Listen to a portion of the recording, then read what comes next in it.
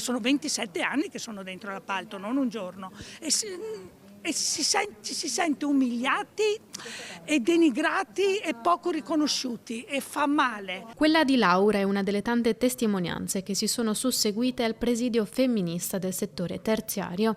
Parità salariale, parità di genere, congedo parentale ugualitario, rispetto delle tempistiche lavorative e rispetto dei diritti nel lavoro.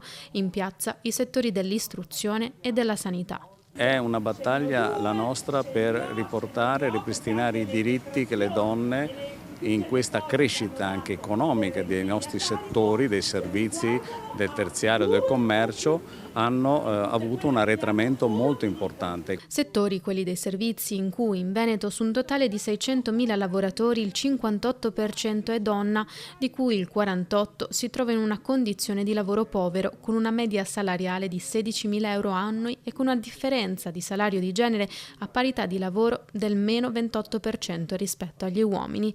Il part-time, spesso involontario, rappresenta il 36% dei contratti nel commercio, il 62% nei servizi e il 51% nel turismo. Il gap salariale non dipende dai contratti, ma dipende dal ruolo che le donne hanno all'interno delle aziende.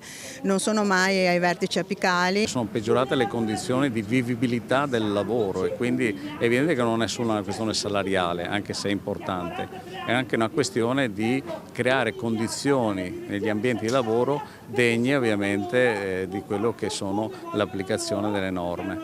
L'agitazione in occasione della Giornata Internazionale della Donna anche per parlare di violenza di genere ed educazione sessuaffettiva.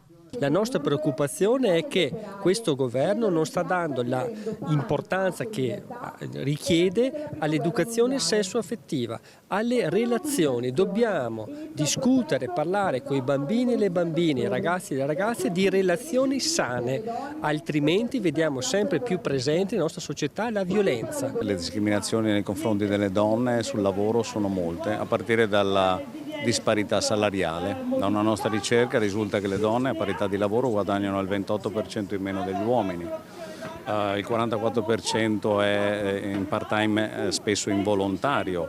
Le discriminazioni e le violenze nei luoghi di lavoro sono in crescita.